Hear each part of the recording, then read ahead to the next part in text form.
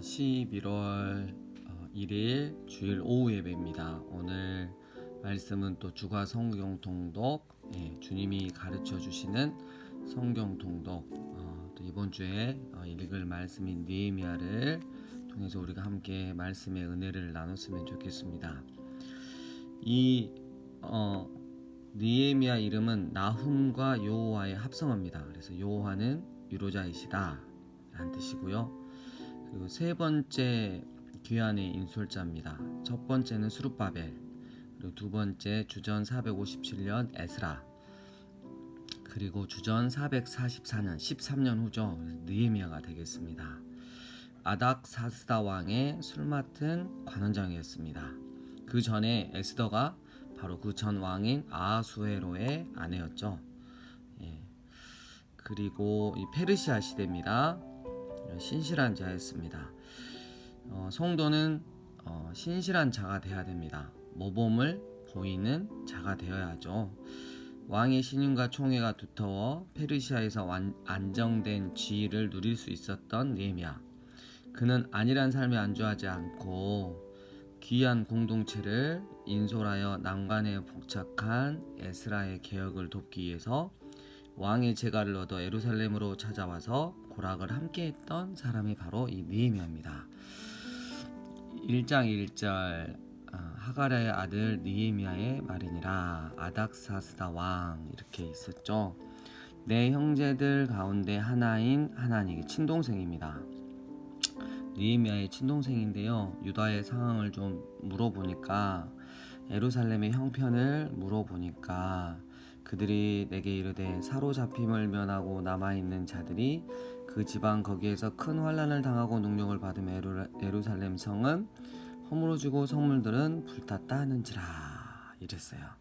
그래서 고국의 안 좋은 그런 소식, 그리고 예루살렘을 향한 그 마음 때문에 슬퍼하고 하늘의 하나님 앞에 금식하여 기도했습니다. 그래서 하나님, 언약을 지키시며 긍휼을 베푸시는, 주의 계명을 지키는 자에게 긍휼을 베푸시는 주님, 우리가 여차여차해서 이렇게 주님께 악을 행해서 잘못했잖아요.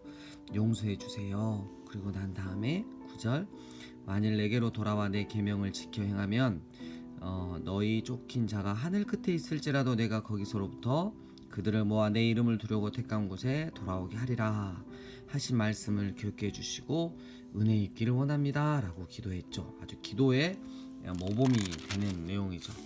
자, 2장으로 넘어갑니다. 아닥사스다 왕 제12년 니산월에 처음 소식을 지난 후 4개월이 지났습니다.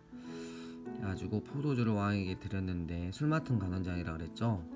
근데 왕이 갑자기 이러는 거예요. 네가 병이 없거늘 어찌하여 얼굴에 수심이 있니라. 크게 놀랐어요. 왜 그러냐면 왕이 마시는 술을 먼저 마셔보는 거잖아요. 독약이 들어있는지 안 들어있는지. 주로 얼굴에 근심이 있다. 그러면 어떤 안 좋은 일을, 모략을, 왕을 모반하는, 살해하려고 하는 그런 것들을 꾸밀 수 있기 때문에 절대 왕 앞에서 근심이나 수심을 보면 안 되는데 그게 보였다는 거죠. 근데 이것조차도 하나님께 은혜가 됩니다. 그래서 왕은 만세소하옵소서. 그래서 내 조상들의 묘실이 있는 성읍이 이제까지 황폐하고 성문이 불탔습니다. 때문에 제가 어찌 얼굴에 수심이 없겠습니까? 라고 이야기를 하고 있는 것입니다. 왕이 4절, 내게 이르되 그러면 내가 무엇을 원하느냐, 네가 무엇을 원하냐 하시기로 내가 곧 하늘의 하나님께 묵도하고. 너무 좋은 우리에게 도전이 되는 말씀입니다. 네가 무엇을 원하느냐 할 때 우리는 우리가 원하는 걸 대답하잖아요. 근데 곧바로 하나님께 묵도했다, 기도하고 여쭤보았다는 거죠. 하나님, 지혜를 주시고 하나님의 영광을 드러내는 그 말을 제가 하게 해주세요. 이렇게. 그래서 늘 우리가 하나님 앞에 묻는 훈련을 참 잘해야 합니다. 아무리 급한 일이어도. 그래서 허락을 받습니다. 그래서 무료 허락을 받는데 12년 동안 갔다 오는 허락을 받죠. 그래서 그리고 이제 내 하나님의 선한 손이 나를 도우심으로 왔습니다. 자, 그래갖고 유다로 왔어요. 근데 호론 사람 산발랏, 기억하셔야 되고, 그 다음에 종이었던 암몬 사람 도비아가 이스라엘 자손을 흥황하게 하려는 사람이 왔다 함을 듣고 심히 근심하니라. 내가 예루살렘에 이르러 머문 지 사흘 만에 내 하나님께서 예루살렘을 위해 무엇을 할 것인지 내 마음에 주신 것을 내가 아무에게도 말하지 아니하고 밤에 일어나 몇몇 사람들과 함께 나갈세. 아주 신중한 사람이죠. 정확하게 신중하게 상황을 정확하게 보는 거죠. 봤더니 예루살렘 성벽이 다 무너졌고 성문이 불탄 거예요.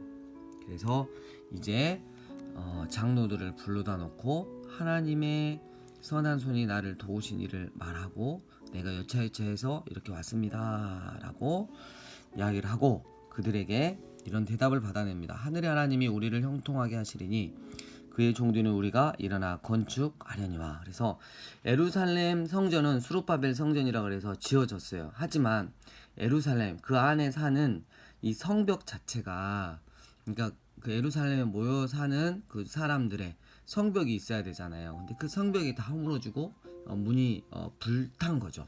그래서 이 성벽을 건축하는 사명을 감당했던 것이 바로 느헤미야입니다. 그래서 3장 예루살렘 성벽을 중수하기 시작합니다. 근데 4장 누가 방해했어요? 산발랏. 이 산발랏은 대제사장 엘리야십의 손자 요야다의 아들 하나가 바로 이 산발랏의 사이가 됩니다. 뭔가 깨림직하죠. 그리고 암몬 사람 도비야, 여호와의 선하심, 뭐 이런 뜻이에요, 이름이. 근데 아마 유다 혼혈이었거나 결혼을 통한 인척관계로 유다의 영향력 있는 사람들과 굉장히 친분이 있었을 것이다. 나중에 이 사람이 감히 그 예루살렘 성전 안에 방을 하나 차지하잖아요. 그래서 아마도 생각에는 제사장처럼 행세를 하고 다닌 것 같습니다. 그래서 이 방해들이 있었습니다. 하나님께 기도하고 이 방해들을 이겨내는데 9절에 우리가 우리 하나님께 기도하며 그들로 말미암아 파수꾼을 두어 주야로 방비하게 하는데. 그리고 보세요, 17절. 성을 건축하는 자와 짐을 나르는 자는 다 각각 한 손으로 일을 하며 한 손에는 병기를 잡았는데. 하나님의 도성에 대한, 하나님의 거룩한 성에 대한 열망이 있었어요. 근데 훌륭한 리더십을 발휘해서 함께 백성들과 함께 이 엄청난 역사를 이루어내려고 했던 사람이 바로 느헤미야입니다. 심지가 너무 견고했던 사람. 5장으로 넘어갑니다. 가난한 백성이 부르짖었습니다. 왜냐하면 이들 안에 이자놀이가 흥했기 때문입니다. 이자를 너무 세게 받았던 거죠. 그래서 6절 내가 백성의 부르짖음과 이런 말을 듣고 크게 노하였으나 또 깊이 생각하고 하나님께 또 묻은 거예요. 지혜를 구하고 귀족들과 민장들을 꾸짖어 그들에게 이르기를 너희가 각기 형제에게 높은 이자를 취하는도다. 이렇게 해서 이것들을 없앴어요. 다시 돌려줘라. 이렇게. 여러분, 말에 권위가 있었던 사람이 바로 느헤미야입니다. 동족들의 이 어려움, 특히 가난한 자들의 어려움을 해결할 수 있는 굉장히 권위가 있었던 사람이 바로 느헤미야고요. 또 느헤미야의 또 다른 성품이 나옵니다. 5장 14절 유다 땅 총독으로 세움을 받되 그냥 오지 않았어요. 아닥사스다 왕으로부터 유다 땅 총독으로 세움을 받았어요. 그러면 반드시 뭐가 있어요? 녹을 받죠. 월급을 받는 거죠. 12년 동안. 근데 자기 동족들이 당하고 있는 고난, 그리고 일을 멈춰놓고 성벽을 무보수로 건축하려고 하는 그들이 있는데 내가 어떻게 총독의 녹을 먹을 수 있느냐? 먹지 않았어요. 그리고 오히려 있잖아요. 오히려 매일 나를 위하여 소 한 마리와 살찐 양 6마리를 준비하며 닭도 많이 준비하고 열흘에 한 번씩은 각종 포도주를 갖추었나니 비록 이같이 하였을지라도 내가 총독의 녹을 요구하지 아니하였으면 이 백성의 부역이 중함이었더라. 그랬어요. 정말 대단하죠. 청백리의 표상입니다. 조선시대의 이상적인 공무원상이라고 할 수 있어요. 청백리, 청렴, 근검, 도덕, 경영, 인의 뭐 이런 걸 갖춘 사람이죠. 너무 멋있죠.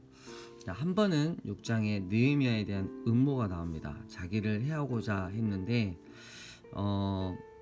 잘 이겨냈어요. 근데 정말 중요한 순간이 왔습니다. 이후에 무헤다엘 10절에 손자 들라야의 아들 스마야가 두문불출하기로 내가 그 집에 가니 그가 이르기를 그들이 널 죽이러 올 터이니 우리가 하나님의 전으로 가서 회소 안에 머물고 구문을 닫자. 저들이 반드시 밤에 와서 너를 죽이리라. 내가 이르기를 나 같은 자가 어찌 도망하며 나 같은 몸이면 누가 회소에 들어가서 생명을 보존하겠느냐. 나는 들어가지 않겠노라 하고 깨달은즉 그는 하나님께서 보내신 바가 아니라 도비야와 산발랏에게 뇌물을 받고 내게 이런 예언을 함이라. 만약에 자신의 목숨을 이렇게 위토롭게 여기고 그 다음에 이 스마야의 말을 그냥 고지고대로 믿어서 들어갔으면 느헤미야는 죽음을 당했을 것입니다. 하지만 그렇지 않았어요. 자기 목숨을 너무 막 목숨 앞에 부들부들 떨지 않았어요. 그리고 깨달았다고 하는 건 하나님께서 알려주신 거죠. 아, 이것들이 산발락과 도비아와 짜고 쳤구나. 한바트면 거기에 숨었으면 내가 죽임을 당하겠구나. 아, 이렇게 인도하신 하나님께 너무 감사하다. 깨닫게 하신 하나님께 너무 감사하다. 이런 게 있겠죠. 그리고 자 보세요. 15절 성벽 역사가 세상에 성벽을 하는데 52일 만에 끝나게 됩니다. 이 느헤미야는 일을 두고 쉬지 않는 사람이었죠. 이 37,000평이었습니다. 이 예루살렘이 37,000평의 둘레를 이제 성벽을 했는데 52일 만에 지었죠.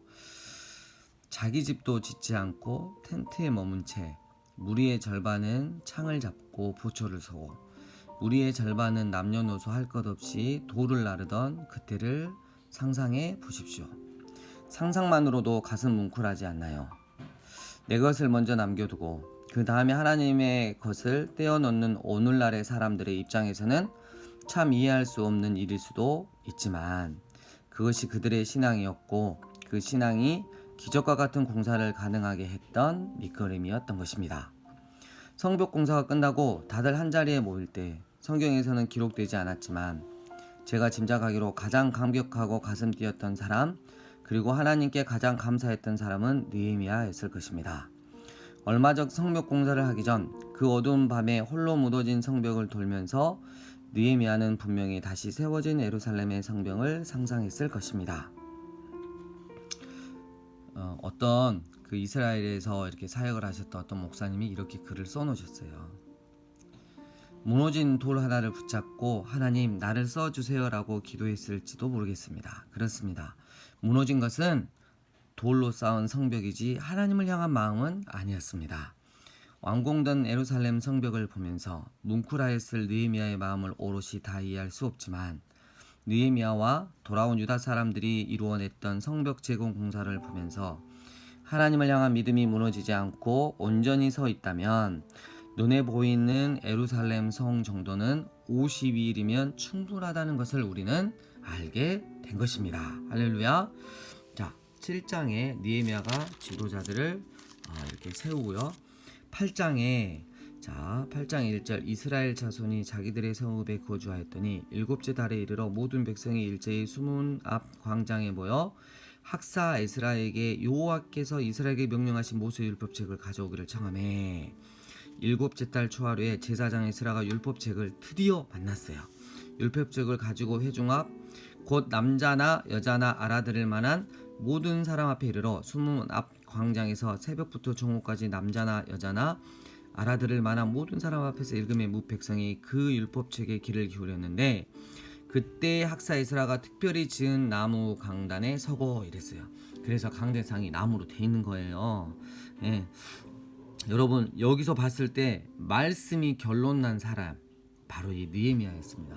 성벽을 짓는 거에만 끝나지 아니하고 이 백성들에게 살아계신 하나님의 말씀을 가르치기를 원했어요. 근데 자기가 아니라 이때 믿음의 동역자인 에스라를 통해서 학사 에스라를 통해서 늘 말씀을 연구하고 그 말씀을 지키며 살았던 에스라를 세웠던 거죠. 이게 너무나 멋진 신앙의 콜라보인 것이죠. 콜라보. 예.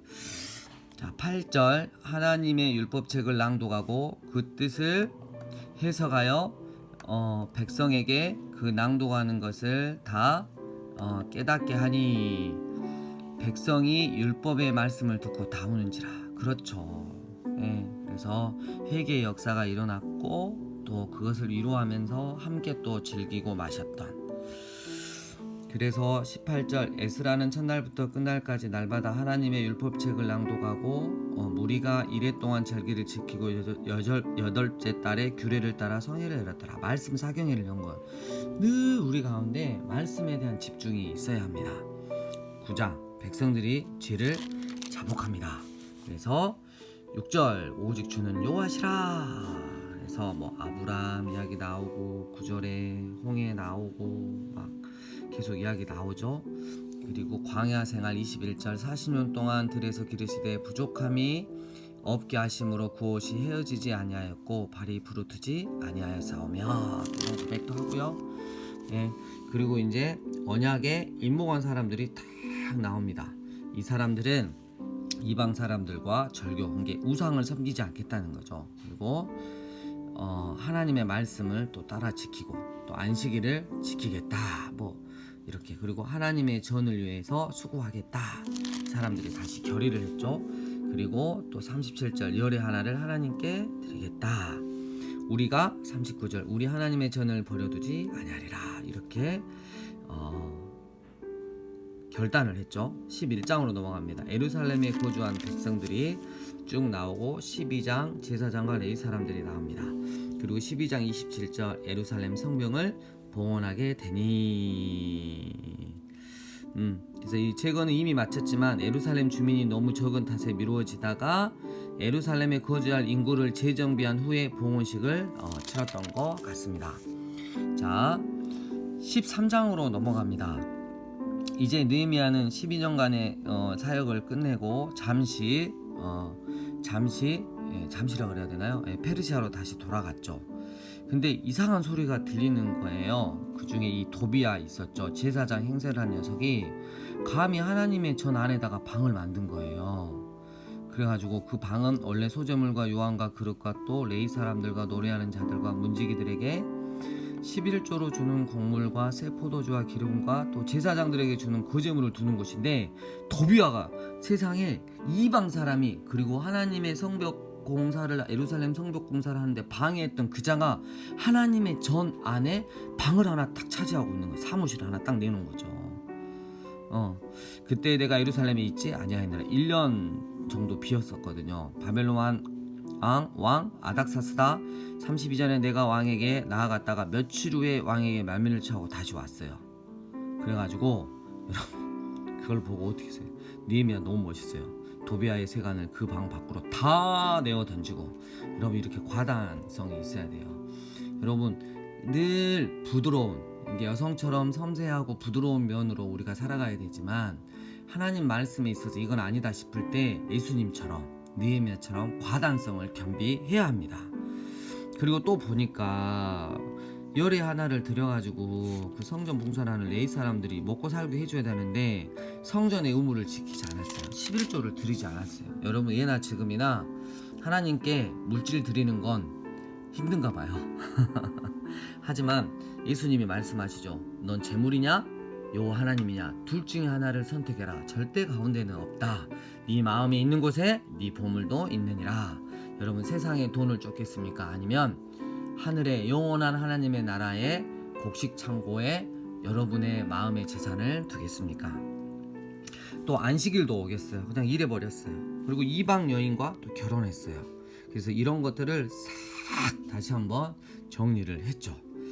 자, 이 이제 느헤미야를 끝내면서 이 느헤미야 하나님의 성전 임재가 있었던 예루살렘을 사랑했던 사람입니다. 그리고 하나님께 항상 먼저 묵도한 사람, 여쭤봤던 사람, 항상 하나님의 선한 손이 머물렀던 사람, 묵묵히 드러내지 않고 자신의 할 일을 찾는 사람, 적의 해방에도 전혀 굴하지 않고 하나님의 역사를 완성한 사람, 성벽 재건이죠. 가난한 백성 편에 서 있었던 사람, 이자를 없앴죠. 백성의 고된 노역이 마음 아파 페르시아의 녹을 받지 않고 12년 동안 자신의 재산을 털어 그 백성들을 섬긴 사람, 에스라와 함께 종교 개혁을 이루어낸 사람, 하나님의 말씀을 백성들에게 낭독하며 깨닫게 하며 회개의 역사를 이루어낸 사람, 여호와 하나님을 위한 개혁을 이루어낸 사람, 절대 불의와 타협하지 않음, 레위 사람들이 성직을 감당할 수 있도록 배려한 사람, 백성들로 하여금 안식일을 거룩히 지키게 한 사람, 이방 여인과 결혼을 금지한 사람, 제사장 엘리야십, 산발락, 아주 가단했던 사람, 그들에 대해서 우린 여호와 앞에서 느헤미야와 같은 사람이 되어야 할 것입니다. 그렇다면 우리가 느헤미야 말씀을 읽으면서 이번 한 주 나는 하나님 앞에서 어떤 사람의 모습으로 살아가고 있었는가 한번 생각해 보시고 또 이 말씀을 묵상해서 그렇다면 나는 이제부터는 느헤미야와 같은 하나님의 사람으로 이 세상을 살아가야겠다라고 결론 내시는 여러분 되시길 주의 이름으로 축복합니다. 이번 한 주도 느헤미야 말씀을 통해서 넉넉히 승리를 주시는 하나님의 은혜를 경험하시는 여러분 되시길 부탁드립니다.